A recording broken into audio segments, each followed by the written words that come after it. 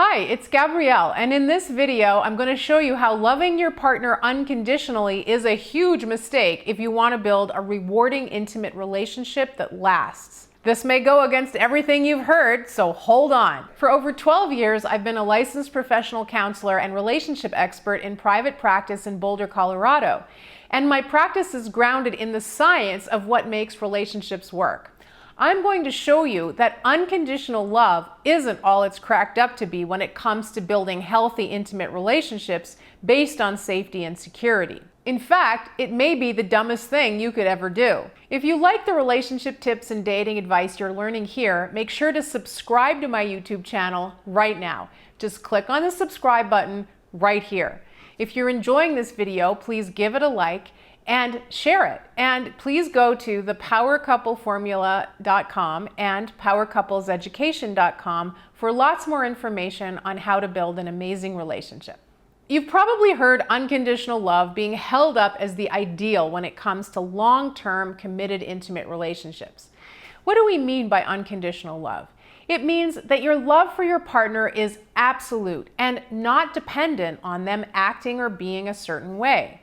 Because after all, isn't that the ultimate kind of love, where you're loved, accepted, and valued despite your actions? Unconditional love has been held up as the paragon of virtue in spiritual traditions, both East and West.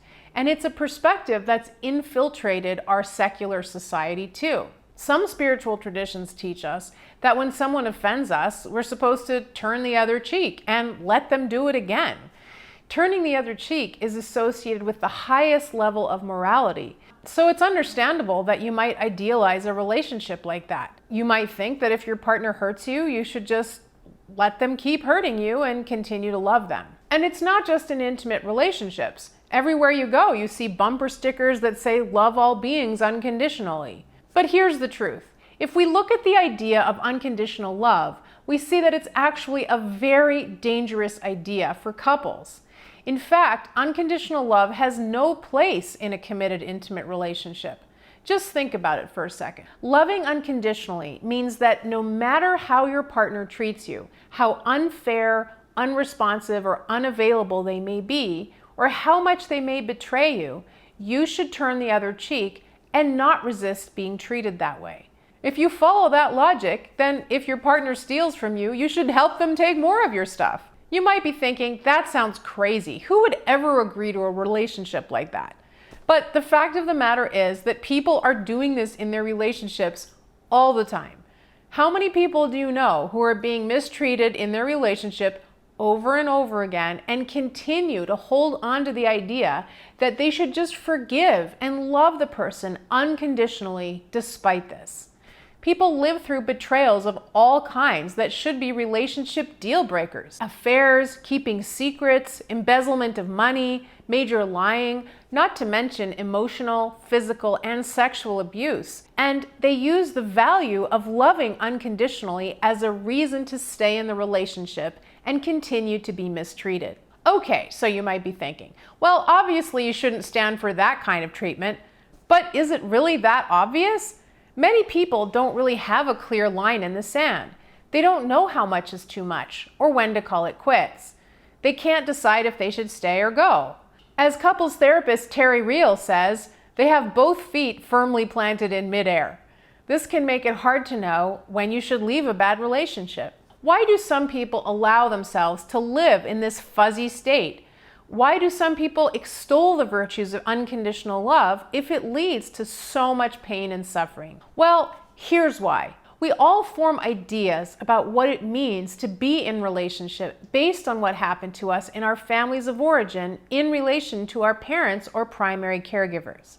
When we become adults, we hear ideas about what relationships should be like, and we tend to align with the ideas that match with the beliefs that we already have about relationships.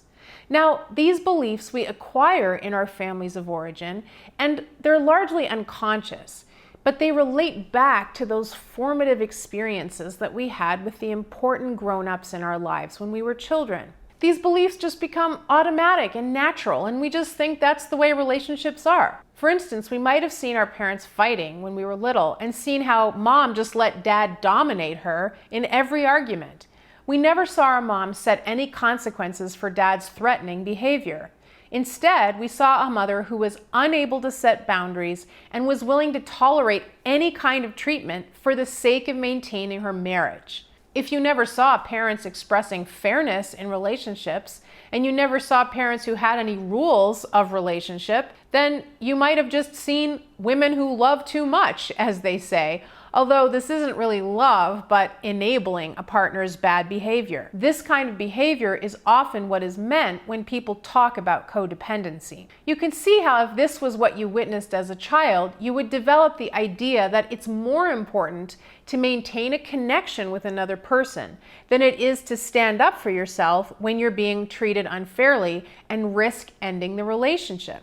So naturally, when you encounter ideas about the value of unconditional love in adult relationships, they just make sense to you because they go with the assumptions about relationship that you already hold. And you find a sense of nobility or honor in holding on at all costs. But what's really happening is that you're pushing your natural self-defensive instincts under the table. To make it even worse, here's another reason why we gravitate toward the idea of unconditional love in relationships. While unconditional love is not appropriate for adult intimate relationships, it is appropriate when we're children.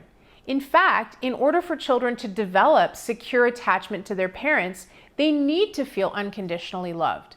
That no matter how badly they may behave, their parents are not going to stop loving them. But that's not to say that showing children that you love them unconditionally means letting them get away with whatever they want. Part of creating safety in relationships is when your child feels that someone is holding them accountable. Someone cares enough about them to be concerned that they behave well. That is one way that we show a child that our relationship with them matters. Unconditional love means that parents have strong boundaries, but they would never end their relationship with their child just because the child behaved badly. So parents need to express unconditional love for their children, but also unconditional boundaries. That they're not just going to let their child act however they want and not do anything about it.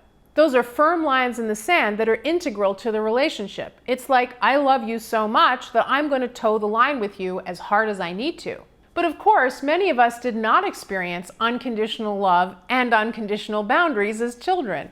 It might be that whenever we did something that displeased one of our parents, they got mean or aggressive, or maybe they punished us by withdrawing completely. In such a situation, we would have learned that when we make a mistake, we're not worthy of love.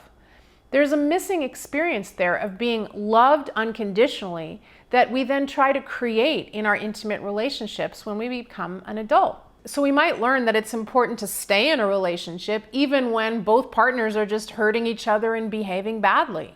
This is what might have happened in your family of origin, that parents were acting out and the other parent didn't set any consequences and everyone's just kind of caught in this cycle.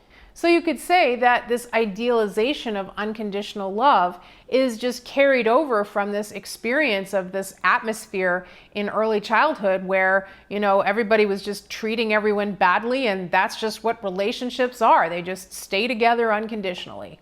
Now, don't get me wrong. You may truly love your partner despite them having done many terrible things. You may say to yourself, just because they hurt me, it doesn't mean I don't love them, and I want to stay together because I love them. And there's some truth to what you're saying. Somebody can gravely injure you, and it doesn't mean you don't love them anymore.